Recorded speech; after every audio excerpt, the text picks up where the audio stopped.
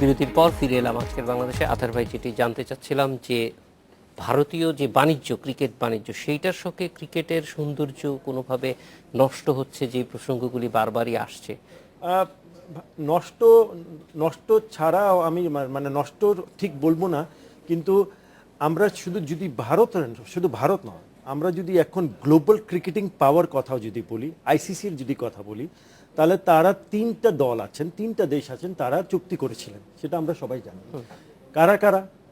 England, Australia, India.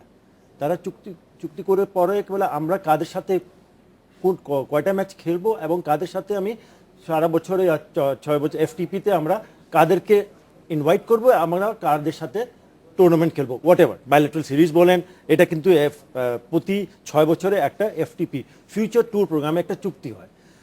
Domination, if you start to dominate, এই তিনটা দেশ যদি ডমিনেট স্টার্ট করে, তাহলে একটা শব্দ হচ্ছে globalisation of cricket, globalisation of the game.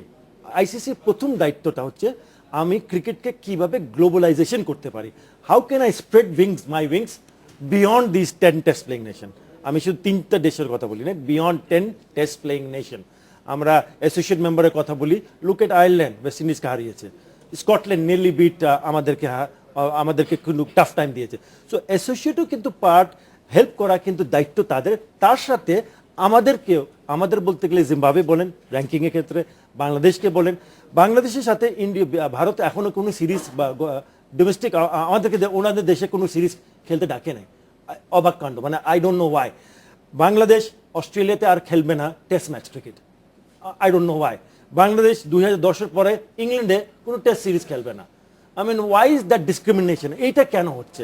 বাণিজ্য is fine, IPL, big tournament, lot of money, BCCI জন্য পয়সা, প্লেয়ারদের জন্য বসা, মানে বিরাট, মানে ইটস এ নিউ ভেঞ্চার, যেটা আমাদের প্লেয়ারদেরকেও কিন্তু একটা বড় একটা অপরচুনিটি দিচ্ছে খেলার জন্য, এবং অবভিয়াসলি ফাইন্যান্সিয়াল বেনিফিট আছে। But you have to understand আইসিসির রোলটা কি। ICC role first and foremost যে আমি সবার সাথে ব্যবহার এবং সবার সাথে ইকুয়াল অপরচুনিটি। ওই যে প্লেইং লেভেল ফিল্ডে আমাদের আম্পায়ারিং যদি ওই ধরনের হয় এই আজকের খেলার জন্য, আমরা কিন্তু দেখতে চাইবো না যে ভবিষ্যতে অন্য দেশ আমাদের মতন সাফার করুক। It's not nothing to do with India, it has not nothing to with any other country, it is to do with the umpires and ICC. So আইসিসিকে কিন্তু বিরাট একটা রোল প্লে করতে হবে। এবং 10টা test playing nation, why can the pool get bigger?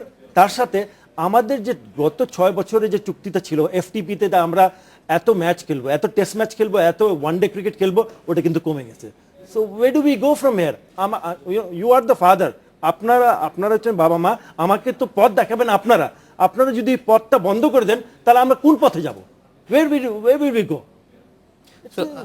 সেটা একটা বড় প্রশ্নই থেকে যাচ্ছে। আমরা কিন্তু দেখেছি, যেমন গত ওয়ার্ল্ড কাপেও নেদারল্যান্ডস অনেক ভালো খেলেছে, এবার যদিও তারা আসতে পারেনি। ফলে ওই যে ছড়িয়ে দেওয়ার বিষয়টা, সেটা যে খুব ভালো কাজ করছে, কেন নেদারল্যান্ডস থাকতে পারছে না এবং তারাও ইন্টারন্যাশনাল গেম খুব বেশি খেলতে পারছে না, সেই দিকগুলিতে খুব বেশি ভেরি স্যাড না, দুঃখজনক না? এটা তো অবশ্যই দুঃখজনক। এবং অ্যাসোসিয়েট মেম্বার, আমরাও কিন্তু অ্যাসোসিয়েট মেম্বারই ছিলাম। আমরা যখন সাউথ ইস্ট এশিয়া টুর্নামেন্ট খেলতাম, আমরা আইসিসি ট্রফি খেলে আমরা কিন্তু 97-তে জেতার পরে আমরা কিন্তু সুযোগ পেয়েছি আমরা বিশ্বকাপ খেলার জন্য। 99-এ প্রথম বিশ্বকাপে প্রথমবার খেলতে গিয়ে আমরা পাকিস্তান দলকে 99টা নটরডামশায়ারে আমরা হারিয়েছি।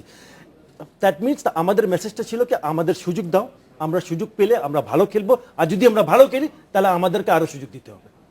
And we have proved it again and again. আমরা কিন্তু প্রমাণ করেছি। টেস্ট ম্যাচে হ্যাঁ আমরা স্ট্রাগল করছি, কিন্তু ওয়ানডে ক্রিকেটে we have performed outstanding level। 2007-এ ইন্ডিয়াকে হারিয়েছিলাম, আমরা সাউথ আফ্রিকাকে হারিয়েছিলাম, হ্যাঁ এর আয়ারল্যান্ডের সাথে আমরা হেরে গেছিলাম, আবার এত বছর পরে 8 বছর পরে আমরা আজকে কোয়ার্টার ফাইনাল খেলতে গেছিলাম। What does that mean? But আমাদেরকে ইমপ্রুভমেন্টের অবশ্যই আমরা কিন্তু সাইন দেখাচ্ছি ইমপ্রুভ করা, এবং আমাদেরকে আরো সুযোগ দেওয়া দরকার। ইটস নট দ্যাট আমাদের দেশে এসে আপনারা ক্রিকেট খেলেন, আমাদেরকে তো সুযোগ দেওয়া দরকার। আমরাও কিন্তু অস্ট্রেলিয়াতে এই খেলা দেখি, আমরা অস্ট্রেলিয়াতে এবার প্রমাণ করেছি যে on this kind of pitches we still good enough to beat England, we be chase আপনার স্কটল্যান্ড অ্যান্ড আফগানিস্তান নিয়ে, যেটা এত মানে অনেক কথাগুলো হয়েছিল যে বাংলাদেশ পারবে কি পারবে না আফগানিস্তান, 100% হারিয়েছে। So I have proved my point. Bangladesh has proved my point. Give us more opportunity to play matches, international matches. Jahanara, আপনার কাছে আবার ফিরে আসবো যে এই যে বিশ্বায়নের যে বিষয়টি, সেই ক্ষেত্রে নারী ক্রিকেটারদের কি অবস্থা এবং যথেষ্ট খেলার সুযোগ আপনারা পাচ্ছেন কি? না, আমরা যথেষ্ট ইন্টারন্যাশনাল ম্যাচ পাচ্ছি না। আমরা যেহেতু র্যাঙ্কিং 9-এ আছি, আইসিসি আমাদের কোনো ক্যালেন্ডার দিচ্ছে না বা এনাফ ম্যাচেস দিচ্ছে না।